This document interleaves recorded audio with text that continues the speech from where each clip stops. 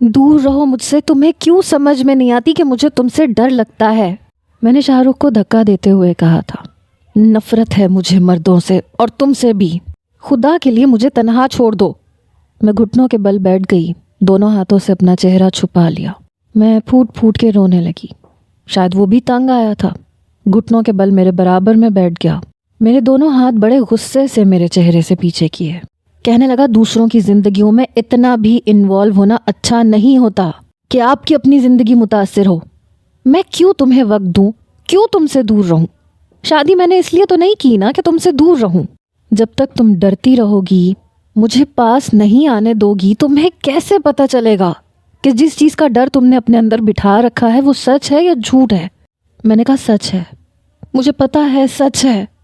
ایسے کرو مجھے طلاق دے دو، مجھے نہیں رہنا کسی کے ساتھ۔ میں نے پتہ نہیں کیوں اور کس جذبے کے تحت اس کا گریبان پکڑ کے جھنجھوڑ ڈالا۔ میں نے کہا طلاق دے دو مجھے، میں کچھ نہیں جانتی، مجھے تمہارے پاس نہیں آنا، مجھے کسی بھی مرد کے پاس نہیں جانا۔ میں روئے جا رہی تھی۔ کہنے لگا، میرا گریبان چھوڑو، کیا بدتمیزی کر رہی ہو تم؟ میں جتنا تمہارا لحاظ کر رہا ہوں تم اتنا حد سے بڑھ رہی ہو انشرا۔ لیکن مجھ پہ شاید کوئی جنون سا سوار ہوا تھا۔ وہ اپنا گریبان چھڑوانے کی کوشش کر رہا تھا اور میں جھنجھوڑے چلے جا رہی تھی۔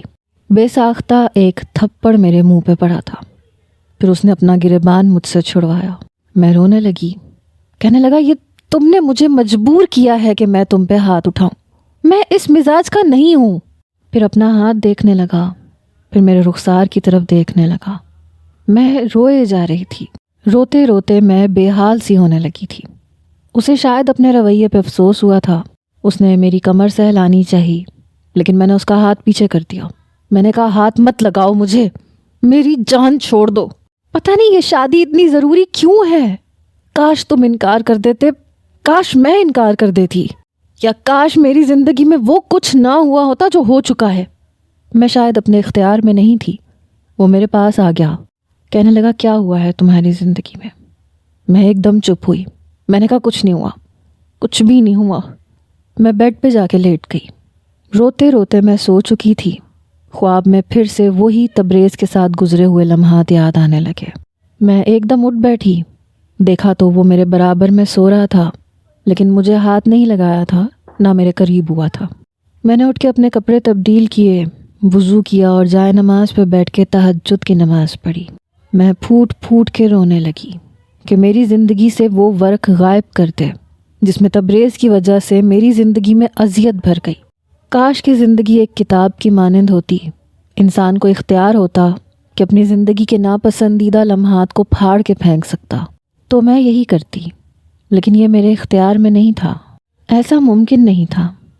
ان لمحات نے میری زندگی کو تباہ کر کے رکھ دیا تھا، اور کہیں نہ کہیں میں بھی ذمہ دار تھی۔ اپنے ساتھ ساتھ میں نے اس شخص کی زندگی بھی برباد کی تھی جو میرے برابر میں سو رہا تھا۔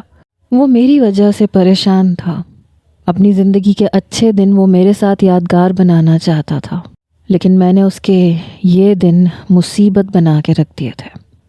پہلی بار میں نے اس کے چہرے کی طرف دیکھا، فکر مندی اور تھکن کے تاثرات اس کے چہرے پہ پھیلے ہوئے تھے۔ پتہ نہیں میرے جرم کی سزا وہ کیوں کاٹ رہا تھا۔ وہ اپنی جگہ پہ ٹھیک تھا، پر میں اپنی جگہ پہ ٹھیک نہیں تھی۔ میں نے جائے نماز طے کیا، اپنے آنسو صاف کیے اور صوفے پہ جا کے بیٹھ گئی۔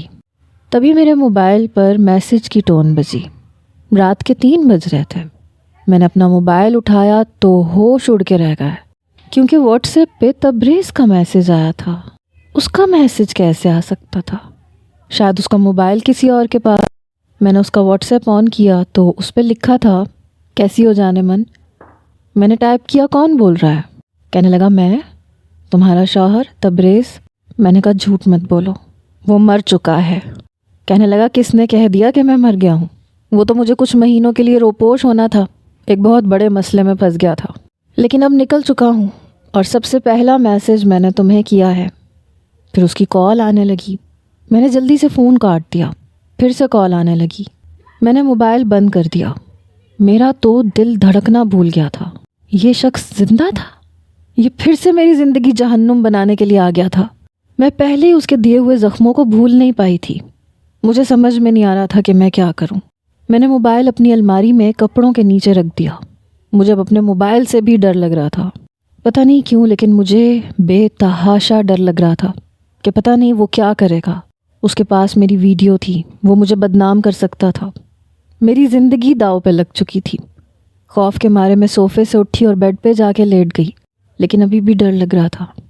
بیڈ کی دوسری جانب شاہ رخ بے خبر سو رہا تھا. پتہ نہیں کیوں اس وقت اس خوف کے عالم میں مجھے کسی کا سہارا چاہیے تھا، کسی کی پناہ کی شدت سے ضرورت محسوس ہو رہی تھی. میں اس کے پاس لیٹ گئی، اس کے ہاتھ اپنے دونوں ہاتھوں میں لے لیے. اس کی شاید آنکھ کھلی. میرے سرد ہاتھ اپنے ہاتھوں میں دیکھ کے اس نے غصے سے اپنا ہاتھ پیچھے کھینچا تھا. میں نے کہا شاہ رخ مجھے ڈر لگ رہا ہے. کہنے لگا تو میں کیا کروں؟ جاؤ جا کے صوفے پہ سو جاؤ، کیونکہ میں تو تمہیں حوث کا پجاری لگتا ہوں. میرے پاس لیٹو گی تو میں تمہیں کچھ کہہ دوں گا. میں رونے لگی، اس کے قریب آ کے اس کے ساتھ لگ گئی. اسے شاید مجھ سے یہ توقع نہیں تھی. میں پوری کی پوری کانپ رہی تھی. کہنے لگا کیا ہوا ہے تمہیں؟ کوئی ڈراؤنا خواب دیکھا ہے؟ میں بالکل اس کے ساتھ لگ گئی تھی. اس کے سینے میں چہرہ چھپا کے رونے لگی تھی. وہ مجھے اپنے ساتھ لگا کے چپ کروانے لگا. اچھا رونا تو بند کرو، کیا ہوا ہے؟ میں نے تو تمہیں ہاتھ تک نہیں لگایا کہ کہیں تمہیں ڈر نہ لگے، خوف نہ آئے. پتہ نہیں تم نے کیا چیزیں اپنے سر پہ سوار کر رکھی ہیں. خود بھی پریشان ہو رہی ہو، مجھے بھی کر رہی ہو. وہ میری کمر سہلا رہا تھا، کبھی میرے بال سہلا رہا تھا، مجھے چپ کروا رہا تھا. پتہ نہیں کیوں لیکن اس کے ساتھ لگ کے میرا خوف کچھ کم ہوا تھا. میں نے کہا میں سونا چاہتی ہوں، مجھے نیند نہیں آ رہی، پلیز مجھے سلا دو. کہنے لگا اچھا ٹھیک ہے، آنکھیں بند کرو. وہ اپنی انگلیاں میرے بالوں میں میرے سر پہ آہستہ آہستہ پھیرنے لگا. میں واقعی کچھ دیر میں سو چکی تھی. جب میری آنکھ کھلی تو وہ تیار ہو رہا تھا. مجھے اٹھتا ہوا دیکھ کے کہنے لگا سوئی رہو، آرام کرو. اب رات والی کیفیت نہیں رہی تھی، بدل چکی تھی. میں نے کہا نہیں میں ناشتہ بنا دوں. کہنے لگا نہیں تم آرام کرو، امی نے بنا دیا ہوگا، میں ناشتہ کر لوں گا، میرے ناشتے کی فکر نہ کرو. بلکہ میں امی کو کہتا ہوں تمہیں ناشتہ وہ کمرے میں ہی دے دیں. وہ کمرے سے جا چکا تھا. رات کی باتیں مجھے پھر سے یاد آنے لگیں. میں نے اپنے موبائل کو دوبارہ ہاتھ ہی نہیں لگایا. شام کو جب وہ اپنے کلینک سے واپس آیا تو ایک فلاور بوکے ساتھ لایا تھا. کہنے لگا یہ تمہارے لیے ہے. اس کی آنکھوں میں بہت کچھ تھا. کہنے لگا کہیں باہر چلیں. باہر جانے سے میں ڈرنے لگی. میں نے کہا نہیں مجھے کہیں نہیں جانا، ہم کمرے میں ہی بیٹھتے ہیں. کہنے لگا کیا ہم واقعی ایک ساتھ کمرے میں بیٹھ سکتے ہیں؟ اتنی اجازت دی ہے تم نے مجھے. میں نے کہا آپ مجھے اتنا برا کیوں سمجھتے ہیں آپ؟ کہنے لگا میں تمہیں برا سمجھتا ہی نہیں ہوں. پھر مجھے دونوں بازوؤں سے پکڑ کے غور سے دیکھنے لگا. کہنے لگا اپنا چہرہ دیکھا ہے تم نے؟ نئی شادی ہو تو لڑکیوں کے چہرے کی رونق ہی الگ ہوتی ہے، اور تمہارا چہرہ بالکل پھیکا پڑا ہوا ہے. میک اپ کیا کرو یار، تیار ہوا کرو. بشرا بھابھی کو دیکھا ہے؟ شاہزین کے آنے سے پہلے بالکل تیار رہتی ہیں، ورنہ شاہزین بھائی لڑنے جھگڑنے لگ جاتے ہیں کہ شادی سے پہلے تم میرے سامنے تیار شیار رہتی تھی، اب تمہیں پرواہ ہی نہیں ہوتی.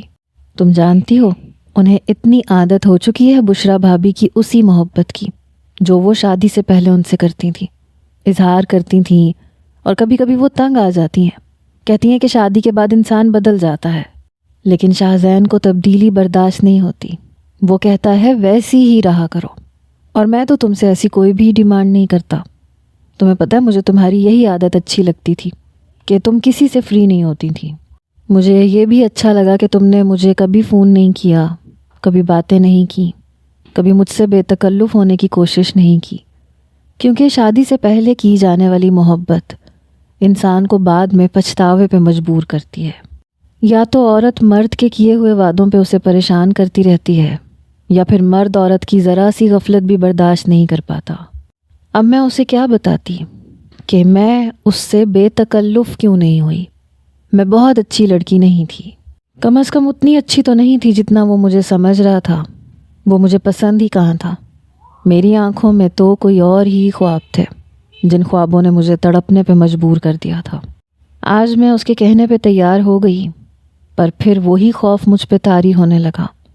میں چاہتی تھی کہ وہ مجھ سے محبت کم کرے، کم از کم اتنی کرے کہ میرے ماضی کی تلخ حقیقت کو میرے ساتھ قبول کر لے. کیونکہ تبریز کے ساتھ میں لڑ نہیں سکتی تھی. مجھے ایک سہارا چاہیے تھا، ایک ایسا سہارا جو تبریز کا منہ توڑ سکتا۔ میں نے کہا آپ مجھ سے کتنی محبت کرتے ہیں؟ میرا ہاتھ اس نے اپنے دونوں ہاتھوں میں لیا ہوا تھا۔ کہنے لگا تمہیں کتنی محبت چاہیے؟ میں نے کہا میں جاننا چاہتی ہوں کہ آپ میری غلطیاں کوتاہیاں معاف کر دیں گے۔ کہنے لگا یہ تو میں نہیں جانتا، ہاں روزمرہ کی تمہاری چھوٹی چھوٹی غلطیاں میرے نزدیک اہمیت نہیں رکھتی۔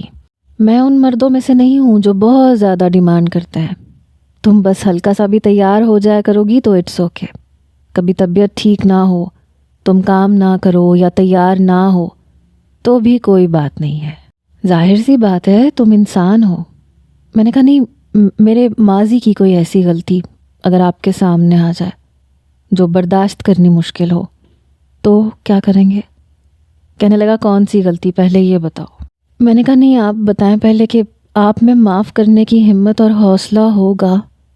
وہ کہنے لگا میں یہ برداشت نہیں کر سکتا کہ تمہارے دل میں کوئی اور ہے، اور ایسا کوئی بھی شوہر برداشت نہیں کر سکتا۔ تمہاری زندگی میں پہلے کوئی اور تھا، یہ سب چیزیں میرے لیے ناقابل برداشت ہوں گی۔ ہاں اگر تمہارے ذہن میں اپنی دوستوں کی باتوں کی وجہ سے کوئی غلط فہمیاں ہیں تو وہ میرے نزدیک کوئی معنی نہیں رکھتی۔ میں جو یہ سوچ رہی تھی کہ اسے سچ کہہ دوں گی، لیکن اس کی باتوں نے میرا حوصلہ ختم کر دیا تھا۔ اس کی سوچ بھی عام مردوں جیسی تھی، جیسے سب کی ہوتی ہے۔ کوئی بھی یہ سب چیزیں برداشت نہیں کرتا۔ میں سمجھ گئی تھی کہ وہ مجھے چھوڑ دے گا۔ میں نے اپنا ہاتھ اس کے دونوں ہاتھوں سے کھینچا، اس سے کچھ پیچھے ہٹ گئی۔ کہنے لگا اب یہ کیا طریقہ ہے؟ کبھی پاس آتی ہو، کبھی دور ہو جاتی ہو، مجھے اپنا مسئلہ کیوں نہیں بتا دیتی؟ پھر کہنے لگا چلو ہوٹل چلتے ہیں، وہاں جا کے کھانا کھاتے ہیں۔ میں نے کہا نہیں مجھے کہیں نہیں جانا، پلیز آپ مجھے چھوڑیں، آپ چلے جائیں۔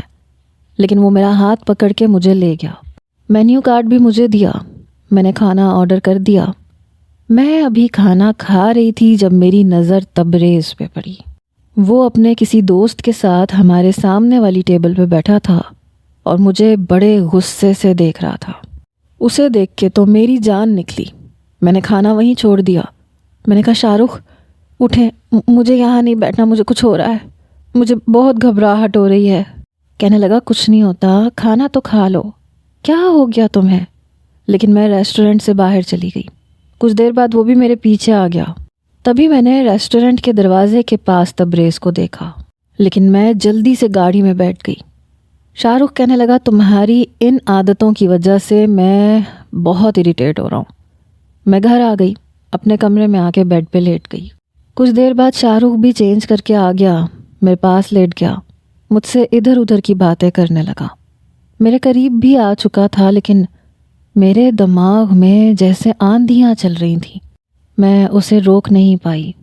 اس نے میرے ساتھ حیوانیت جیسا کوئی سلوک نہیں کیا تھا، بس پیار کیا تھا، محبت کی تھی، اپنا ہونے کا احساس دلایا تھا، اس رشتے کی خوبصورتی بتائی تھی، لیکن میرے لیے بے معنی تھی۔ مجھے لگا شاید وہ میرے قریب آئے گا، مجھ سے محبت کرنے لگے گا تو پھر مجھے تحفظ بھی ضرور دے گا، مجھے چھوڑے گا نہیں۔ جتنی تکلیف میں تبریز کی سنگت میں برداشت کر چکی تھی، شاہ رخ کی سنگت سے مجھے کچھ بھی نہیں ہوا تھا، نہ کوئی درد نہ تکلیف، لیکن وہ ضرور کچھ تذبذب کا شکار لگ رہا تھا۔ بار بار مجھ سے پوچھ رہا تھا کہ تمہیں تکلیف تو نہیں ہو رہی؟ پہلی بار ہوتی ہے۔ لیکن میں کسی بے جان وجود کی طرح نفی میں سر ہلاتی رہی۔ میں جانتی تھی کہ وہ کنفیوز ہوگا۔ صبح جب میری آنکھ کھلی تو وہ جاگ رہا تھا، مجھے ہی دیکھ رہا تھا۔ میں نے کہا کیا ہوا؟ ایسے کیا دیکھ رہے ہو؟ کہنے لگا نہیں کچھ نہیں، لیکن چپ سا ہو گیا۔ جو بے قراری کل تک دکھا رہا تھا آج وہ کہیں نظر نہیں آ رہی تھی۔ میں بھی اپنی اس کیفیت سے، اس خوف سے تنگ آ چکی تھی۔ اپنے آپ کو میں نے وقت کے حوالے کر دیا۔ چند روز بعد ملازمہ نے مجھے ایک گفٹ پیک دیا، چھوٹا سا گفٹ پیک تھا۔ میں نے کہا یہ کیا ہے؟ کہنے لگی آپ کے نام کسی نے تحفہ بھیجا ہے۔ میں حیران ہوئی کہ مجھے تحفہ کس نے بھیجنا ہے۔ میں نے کھول کے دیکھا تو موبائل تھا۔ میں نے موبائل آن کیا تو ایک ویڈیو چلنے لگی۔ اسے دیکھ کے میرے ہوش اڑے۔ تبھی اس پہ کال آنے لگی۔ میں نے فون اٹھایا۔ تبریز کہنے لگا کیا چاہتی ہو تم؟ تمہاری ویڈیو وائرل کر دوں؟ میں نے کہا نہیں خدا کے لیے ایسا کچھ مت کرنا۔ کہنے لگا میری بیوی ہوتے ہوئے تم نے دوسری شادی کیسے کر لی؟ میں نے کہا کون سی بیوی، کیسی بیوی؟ نہ میں تمہاری بیوی کل تھی نہ آج ہوں۔ مجھے پتہ چل چکا ہے کہ جو تم نے کیا تھا وہ نکاح نہیں تھا، نہ کوئی گواہ تھا، نہ میرے گھر والوں کو خبر تھی، یوں نہیں ہوتا نکاح۔ کہنے لگا چلو نہ صحیح، لیکن رشتہ تو میرے ساتھ تم نے بنایا تھا نا، اس کا ثبوت تو میرے پاس ہے۔ سوچو اگر میں یہ تمہارے شوہر کو دکھا دوں تو کیا ہوگا؟ وہ تو تمہیں دھکے دے کے نکال دے گا، پھر کہاں جاؤ گی تم؟ میں نے کہا تم کیا چاہتے ہو؟ وہ ہنسنے لگا۔ سو سمپل سویٹ ہارٹ، 1,00,000 میرے اکاؤنٹ میں ڈلوا دو، میں تمہیں اکاؤنٹ نمبر دے رہا ہوں، اور ایک رات ویسی ہی جیسی پہلے تم نے میرے ساتھ گزاری تھی۔ میں نے کہا نہیں، میں تمہارے قریب نہیں آؤں گی، تمہیں پیسے چاہیے میں کوشش کر کے تمہیں پیسے دے دوں گی۔ کہنے لگا دیکھو دونوں باتیں ماننی پڑیں گی، اور تمہارے پاس انکار کی صورت نہیں ہے، ورنہ ویسے بھی تم کال گرل بن جاؤ گی، مجھ جیسے نہ جانے کتنوں کے ساتھ تمہیں راتیں گزارنی پڑیں گی۔ ابھی تو کسی کو کچھ پتہ نہیں چلے گا، اب تو تمہاری شادی بھی ہو گئی ہے، دن میرے ساتھ گزارنا، رات شوہر کے ساتھ، وہ بھی خوش میں بھی خوش، کسی کو کانوں کان کچھ بھی پتہ نہیں چلے گا۔ میں نے کہا تمہیں خدا سے ڈر نہیں لگتا؟ وہ کہنے لگا دیکھو زیادہ باتیں مت کرو، تمہیں خدا سے ڈر لگا تھا جب تم نے خود اپنی زبان سے اقرار کرتے ہوئے میرے پاس آنے کا کہا تھا، ہر بات پہ تم راضی تھیں۔ دیکھو میں نے ساری ریکارڈنگ کر رکھی ہے اور تمہیں بھیج بھی دی ہے، یہ ساری باتیں سننے کے بعد تمہارا شوہر تو تمہیں دھکے دے کے نکال دے گا، پھر مجبوراً تمہیں میرے پاس ہی آنا پڑے گا، اور نہ جانے کس کس کے پاس جانا پڑے گا۔ میں رو دینے کو تھی، میں نے کہا ٹھیک ہے میں موقع دیکھ کے آؤں گی۔ میں نے فون بند کر دیا، میرے پاس جتنی بھی سلامیاں اکٹھی ہوئی تھیں وہ میرے ہی اکاؤنٹ میں تھی، وہ 1,00,000 سے کچھ اوپر کی تھیں، میں نے وہ ساری کی ساری تبریز کو دے دی۔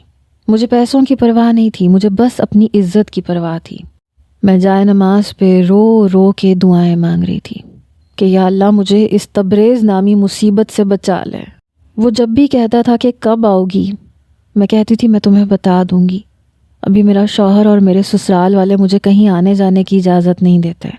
کہنے لگا دیکھ لو میں زیادہ انتظار نہیں کر سکتا۔ ٹال مٹول کرتے ہوئے 1 مہینہ گزر چکا تھا، اور وہ مجھے کہہ چکا تھا کہ میں مزید تمہارا انتظار نہیں کروں گا۔ میں شاید کسی معجزے کی منتظر تھی کہ کوئی معجزہ ہو جائے اور میں اس گناہ سے بچ جاؤں۔ پہلے تو معلوم نہیں تھا کہ جو کر رہی ہوں وہ گناہ ہے، لیکن اب تو پتہ تھا۔ بہرحال میری طبیعت شدید ڈپریشن کی وجہ سے بہت خراب رہنے لگی، میں کئی دن سو نہیں پاتی تھی، 2 دن سے میرا سر بری طرح سے چکرا رہا تھا۔ میں کچن میں کھانا بنا رہی تھی کہ چکر کھا کے گر گئی۔ جب ہوش آیا تو اپنے کمرے میں لیٹی ہوئی تھی، ایک لیڈی ڈاکٹر مجھے چیک کر رہی تھی، شاہ رخ بھی وہیں تھا، میری ساس بشرا سب لوگ وہیں تھے۔ جب لیڈی ڈاکٹر نے کہا کہ میں پریگننٹ ہوں، یہ خبر ایسی تھی کہ شاہ رخ بے حد خوش تھا، اور بشرا بھی، حالانکہ بشرا کی شادی پہلے ہوئی تھی لیکن وہ امید سے نہیں ہوئی تھی۔ شاہ زین شاہ رخ کو گلے لگانے لگا کہ تم نے تو مجھ سے بھی نمبر آگے لے لیا۔ میری ساس کہنے لگیں کہ بشرا اب تم نے ہی اپنی بہن کا خیال رکھنا ہے، شکر ہے اللہ تعالیٰ نے جلد ہی خوشخبری بھی سنا دی۔ بہرحال سب لوگ خوش تھے لیکن میں پریشان تھی۔ بشرا میرے پاس آ کے بیٹھ گئی، میرے لیے جوس لے کے آئی، کہنے لگی یہ پیو اور اپنا بہت خیال رکھنا، لیکن اس کے چہرے پہ ایک عجیب سی اداسی تھی۔ میں نے کہا تمہیں کیا ہوا ہے؟ کہنے لگی نہیں کچھ نہیں، مجھے بھی بچے بہت اچھے لگتے ہیں لیکن شاید کبھی ہوں گے ہی نہیں۔ میں نے کہا اللہ نہ کرے، ایسی باتیں کیوں کر رہی ہو؟ کہنے لگی جانتی ہو میری شادی کو 4 ماہ گزر چکے ہیں اور اس دوران میری 3 بار DNC ہو چکی ہے۔ یہ سن کے میں حیران تھی، میں نے کہا کیا مطلب؟ کہنے لگی شاہ زین میری جان نہیں چھوڑتا، لیڈی ڈاکٹر احتیاط کا بتاتی ہے وہ احتیاط نہیں کرتا، کہتا ہے مجھے روزانہ تم سے وہی محبت چاہیے جو تم پہلے کرتی تھی۔ پھر رونے لگی، کہنے لگی میں اس وقت کو پچھتاتی ہوں جب میں اس سے ملاقاتیں کرتی تھی، پیار محبت کی باتیں کرتی تھی، اس کے جذبات کو ابھارتی تھی۔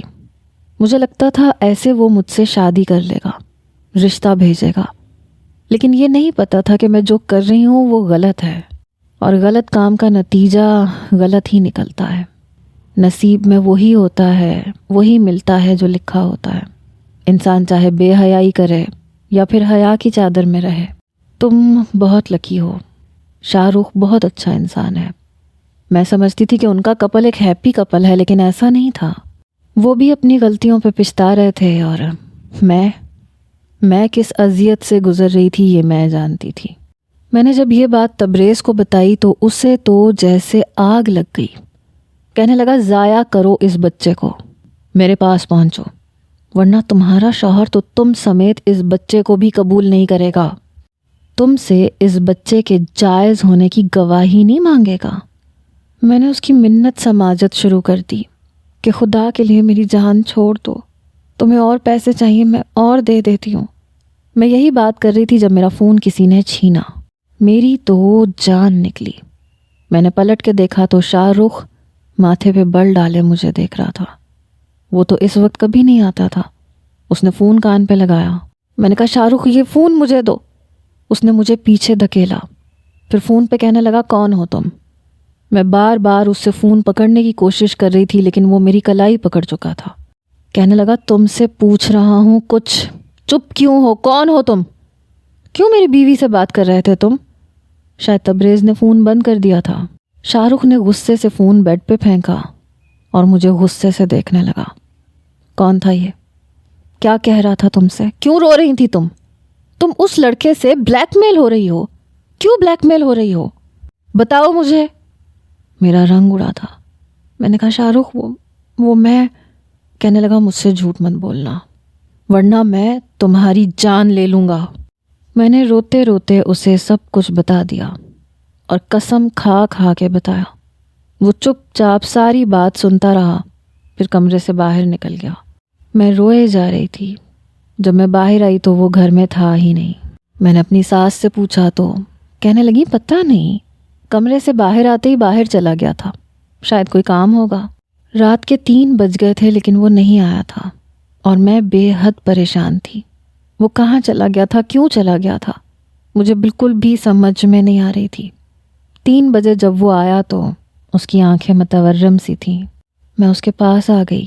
کہنے لگا ہاتھ مت لگانا مجھے، اور صبح اپنے کپڑے پیک کرو اور اپنے گھر چلی جاؤ، اپنے اسی عاشق کے پاس جس کے ساتھ تم نے ناجائز شادی کی تھی، ناجائز تعلق قائم کیا تھا۔ رہ گیا یہ بچہ تو مجھے نہیں چاہیے۔ میں رونے لگی۔ میں نے کہا میرے ساتھ ایسا کچھ مت کرو پلیز، میں ساری زندگی تمہارا احسان مانوں گی، مجھے اس شخص سے بچا لو، میں گناہ نہیں کرنا چاہتی۔ تو کہنے لگا پہلے کیوں کیا تھا؟ بچی تھی کیا تمہیں نہیں پتا تھا کہ جو تم نے کیا ہے وہ نکاح تھا ہی نہیں؟ کیوں کسی غیر محرم سے فون پہ باتیں کرتی تھیں؟ میں تو تمہیں بہت شریف سمجھتا رہا۔ کیا اپنی بہن سے تم نے سبق حاصل نہیں کیا تھا؟ کیا تمہیں بشرا کی حالت نظر نہیں آئی تھی؟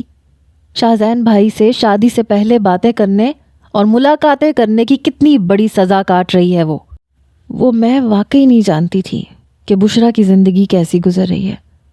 کہنے لگا تم جیسی لڑکیوں کی زندگی ایسی ہی گزرتی ہے، تمہارے ساتھ جو کچھ ہوا نا وہ بہت ٹھیک ہوا، لیکن آئی ایم سوری، میرا اس میں کوئی قصور نہیں ہے، اس لیے میں سزا بھی نہیں بھگتوں گا۔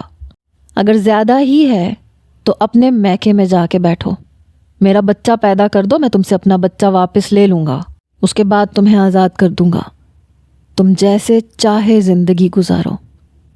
خدا اگر تم مجھے پہلے بتا دیتی میں تم سے کبھی شادی نہ کرتا، کیونکہ میں اتنا بڑا ظرف نہیں رکھتا۔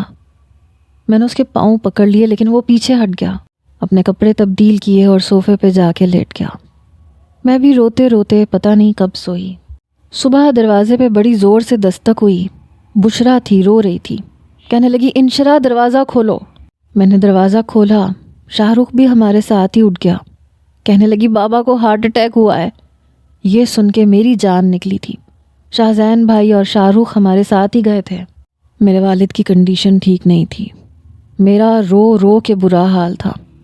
تبھی میں نے دیکھا کہ پولیس سامنے لیڈی ڈاکٹر کے کمرے سے تبریز کو اور ایک لڑکی کو پکڑ کے باہر لا رہی تھی، اور وہ کہہ رہا تھا کہ چھوڑو مجھے، میرا کوئی قصور نہیں ہے، اور وہ لڑکی کہہ رہی تھی کہ اس نے مجھ سے جھوٹا نکاح کیا تھا، مجھے بلیک میل کرتا ہے یہ، اور اس چیز کا ثبوت میں آپ لوگوں کو دے چکی ہوں۔ اس کا شاید کام ہی یہی تھا، وہ لڑکیوں کو بلیک میل کرتا تھا، ان سے پیسے لیتا تھا، ان کے ساتھ گناہ کرتا تھا، پہلے بھی پولیس سے بچ کے روپوش ہو چکا تھا۔ شاہ رخ نے بھی دیکھا، اور وہ ویڈیو بھی دیکھ چکا تھا جو تبریز نے میرے موبائل پہ بھیجی تھی، اس لیے تبریز کی شکل اسے یاد تھی۔ اسے پولیس پکڑ کے لے جا چکی تھی، لیکن میری سزا ختم نہیں ہوئی تھی۔ میرے والد کی رات تک طبیعت کچھ بہتر ہو گئی تھی، وہ گھر چلے گئے، میں اور بشرا بھی گھر آ گئے۔ ڈاکٹر نے سختی سے منع کیا تھا کہ میرے والد کو کوئی بھی پریشانی والی بات نہ بتائی جائے۔ شاہزین بھائی تو دوسرے دن ہی بشرا کو لینے آ گئے، لیکن میں وہیں تھی کیونکہ شاہ رخ مجھے لینے ہی نہیں آیا تھا۔ 4-5 دن گزر گئے، میں اسے کئی بار فون کر چکی تھی، لیکن وہ میرا فون نہیں اٹھا رہا تھا۔ میری طبیعت خراب رہنے لگی کیونکہ میں ہر وقت ڈپریشن میں رہتی تھی۔ میری والدہ مجھے لیڈی ڈاکٹر کے پاس لے گئیں۔ وہ کہنے لگی کہ اگر آپ اپنا خیال نہیں رکھیں گی تو آپ کے بچے کو بھی نقصان پہنچ سکتا ہے۔ میں ہر وقت جائے نماز پہ بیٹھی روتی رہتی تھی۔ میری والدہ کبھی مجھے پھل کاٹ کے دیتی، کبھی میرے والد کا خیال رکھتی، کہتی کہ یہ شاہ رخ کیوں نہیں آ رہا تمہیں لینے؟ میں نے کہا مجھے نہیں پتا۔ اسی رات شاہ رخ مجھے لینے کے لیے آیا۔ میرے والد کی خیریت بھی پوچھ رہا تھا، لیکن بہت سنجیدہ سا تھا، مسکراہٹ اس کے چہرے پہ نہیں تھی۔ جیسے ہی میں گاڑی میں بیٹھی، کہنے لگا صرف تمہارے باپ کی وجہ سے تمہیں واپس لے کے جا رہا ہوں، میں نہیں چاہتا کہ تمہارے کرتوت انہیں پتہ چلیں اور ان کی طبیعت خراب ہو۔ میں نے کہا بہت شکریہ مجھ پہ یہ احسان کرنے کا۔ کہنے لگا لیڈی ڈاکٹر کیا کہہ رہی تھی؟ اب یہ بھی کیا میں تمہیں سمجھاؤں گا کہ تمہیں اپنا خیال رکھنا ہے؟ میں نے کہا بے فکر رہیں آپ کے بچے کو کچھ نہیں ہوگا۔ وہ کہنے لگا ہونا بھی نہیں چاہیے، میں جان لے لوں گا تمہاری۔ گھر لانے سے پہلے اس نے کافی سارا پھل خریدا۔ میں کمرے میں آ گئی، پھل اس نے کمرے میں لا کے رکھ دیا۔ کہنے لگا یہ 2 دن میں ختم ہونا چاہیے۔ وہ مجھ سے بات نہیں کرتا تھا، لیڈی ڈاکٹر جو کہتی تھی وہ سامان مجھے لا دیتا تھا۔ میں کبھی کھاتی تھی، کبھی نہیں کھاتی تھی، مجھ سے اس کی بے رخی برداشت نہیں ہوتی تھی۔ رات کو آتے ہی تکیہ اٹھاتا، صوفے پہ رکھ کے لیٹ جاتا، جیسے مجھ سے اس کا کوئی تعلق ہی نہ ہو۔ میری بھی ہمت نہیں پڑتی تھی کہ اس سے کچھ کہوں، کیا کہتی۔ میرے والد کی طبیعت کافی بہتر ہو گئی تھی، لیکن میں بیمار رہنے لگی تھی۔ مجھ سے کچھ کھایا پیا نہیں جاتا تھا، میری رنگت بالکل زرد پڑ چکی تھی۔ کبھی مجھے آئرن کی ڈرپس لگتی، کبھی انجیکشن لگتے۔ ڈاکٹر بار بار کہتی تھی کہ تمہیں کیا پریشانی ہے، دیکھو تم خوش نہیں رہو گی تو تمہارا بچہ بھی اندر ٹھیک نہیں رہے گا۔ اور یہ سب باتیں وہ شاہ رخ کے سامنے ہی کہتی تھی۔ کہتی تھی آپ اپنی بیوی کو خوش رکھا کریں۔ کہنے لگا کیا کروں، اس کے لیے آسمان سے تارے توڑ کے لانے سے تو رہا، اسے ہر چیز دیتا ہوں، اب پتہ نہیں اس کی خوشی کا معیار کیا ہے، میں تو سمجھ نہیں پا رہا۔ میں نے دل میں سوچا کہ بس 1-2 میٹھے بول بول لیتے تو میرے لیے کافی تھا، لیکن شاید میں اس کی حقدار ہی نہیں۔ میں اپنے رب سے صرف اپنے بچے کے لیے لمبی عمر اور حفاظت کی دعائیں مانگتی تھی، یہی کہتی تھی کہ بے شک میں مر جاؤں پر میرے بچے کو کچھ نہ ہو۔ وقت یہ بھی گزر گیا، میں نے آپریشن سے ایک بیٹے کو جنم دیا تھا۔ اس دوران میری کنڈیشن بہت خراب تھی۔ جب مجھے ہوش آیا تو پتہ چلا کہ 24 گھنٹے کے بعد میں ہوش میں آئی ہوں۔ البتہ بچہ بالکل ٹھیک تھا، سب لوگ مبارکباد دے رہے تھے، خوش تھے، میرے ہوش میں آ جانے کا شکر ادا کر رہے تھے، اور مجھے اس بات کا قلق تھا کہ کاش مجھے کبھی بھی ہوش نہ آتا۔ شاہ رخ بھی بیٹے کو پیار کر رہا تھا، مجھے بھی کنکھیوں سے دیکھ رہا تھا، لیکن میں نے آنکھیں بند کر لیں۔ رات کو بشرا کہنے لگی میں یہاں رک جاتی ہوں۔ وہ کہنے لگا نہیں بھابھی آپ جائیں، میں ہوں اس کے پاس۔ بشرا کہنے لگی تم کیسے بچے کو سنبھالو گے، اور پھر انشرا کی طبیعت بھی بہت خراب ہے۔ کہنے لگا میری ذمہ داری ہے، مجھے ہی سنبھالنا، میں سنبھال لوں گا۔ ہاں آپ صبح آ جائیے گا کیونکہ صبح مجھے ہاسپٹل جانا ہے، ہاسپٹل سے چھٹی نہیں کر سکتا۔ شاہزین آ رہا ہے، بشرا جا چکی تھی۔ کچھ دیر بعد لیڈی ڈاکٹر آئی، کہنے لگی آپ انہیں کچھ بھی کھانے پینے کو دے سکتے ہیں۔ پھر نرس سے کہنے لگی آپ ان کی ڈرپ چینج کر دیں۔ میں نے ابھی تک نہ اپنے بیٹے کو دیکھا تھا، نہ پیار کیا تھا، نہ یہ کہا تھا کہ اسے مجھے دے دو، نہ سینے سے لگایا تھا، کیونکہ میں جانتی تھی کہ وہ شخص مجھے چھوڑ دے گا، اور اگر میں نے اپنے بیٹے کو دیکھا یا اسے اپنے سینے سے لگایا تو پھر شاید میں اپنے بچے کے بغیر نہیں رہ پاؤں گی۔ نرس ڈرپ چینج کر کے جا چکی تھی۔ شاہ رخ صوفے پہ ہی بیٹھا اپنے بیٹے کو فیڈر بنا کے دے رہا تھا، لیکن وہ رو رہا تھا۔ وہ اسے لے کے بہلانے لگا۔ کیسے چپ ہوگے تم بھائی، سمجھ میں نہیں آ رہی مجھے، وہ اسی سے کہہ رہا تھا، اور بچہ روئے جا رہا تھا، لیکن میں آنکھیں بند کیے لیٹی رہی۔ دل تو چاہ رہا تھا کہ اسے اپنے سینے سے بھینچ لوں، بہت پیار کروں۔ میری آنکھوں سے آنسو بہہ رہے تھے، میرا بچہ بھی روئے جا رہا تھا۔ کہنے لگا تمہاری ماں کو تمہاری پرواہ نہیں ہے تو میں کیا کروں؟ میں نے آنکھیں کھولیں تو مجھے ہی دیکھ رہا تھا، ساتھ ساتھ بچے کو بہلانے کی کوشش کر رہا تھا۔ میں نے کہا اسے مجھے دے دیں۔ کہنے لگا رہنے دو، ایسے احساس کا کیا فائدہ جو دلانا پڑے۔ میں نے کہا ویسے بھی مجھے چھوڑ دیں گے، میں اپنے بچے کو دیکھوں گی، اسے سینے سے لگاؤں گی، پھر اسے چھوڑتے ہوئے مجھے تکلیف ہوگی۔ وہ میرے پاس آ گیا، کہنے لگا تم سے کس نے کہا کہ میں تمہارا بچہ تم سے چھین لوں گا؟ میں نے کہا ظاہر سی بات ہے، مجھے چھوڑیں گے تو اپنا بچہ تو مجھے نہیں دیں گے نا۔ کہنے لگا میرا اکیلے کا تو نہیں ہے، تمہارا بھی ہے، مجھے تمہیں چھوڑنا ہوتا نا، میں تمہیں کب کا چھوڑ چکا ہوتا۔ سارا مسئلہ یہ ہے کہ میں تمہیں چھوڑ نہیں سکتا۔ میں اٹھ کے بیٹھنے لگی تو اس نے ایک ہاتھ میں اپنے بیٹے کو سنبھالا، دوسرے ہاتھ سے مجھے بٹھانے میں مدد کی۔ جب میں بیٹھ گئی تو میری گود میں میرا بچہ ڈال دیا۔ میرے آنسو بہہ رہے تھے اور میں اپنے بچے کو سینے سے لگائے اسے پیار کر رہی تھی۔ وہ بھی اسی فولڈنگ بیڈ پہ بیٹھ گیا، سیب کاٹ کے میرے ہاتھ میں پکڑایا۔ کھاؤ اسے۔ میں نے کہا مجھ سے ابھی بھی ناراض ہیں آپ، مجھے معاف نہیں کر سکتے کیا؟ اپنے بیٹے کی خاطر بھی نہیں۔ کچھ دیر مجھے دیکھتا رہا، میرے بہتے ہوئے آنسوؤں کو دیکھتا رہا، پھر اپنا ہاتھ آگے بڑھا کے مجھے اپنے ساتھ لگا لیا۔ کہنے لگا معاف کر دیا ہے تمہیں۔ اس نے مجھے واقعی معاف کر دیا تھا، لیکن میری تمام لڑکیوں سے گزارش ہے کہ خدا کے لیے کسی بھی چیٹر قسم کے تبریز کو اپنی زندگی میں شامل نہ کریں، کیونکہ سچی محبت صرف محرم کرتا ہے، غیر محرم کبھی نہیں کرتا۔ وہ آگ ہوتا ہے اور انسان کو ہمیشہ جلا دیتا ہے۔ میرے 2 بچے ہیں، لیکن بشرا کی اولاد پیدا نہیں ہوئی کیونکہ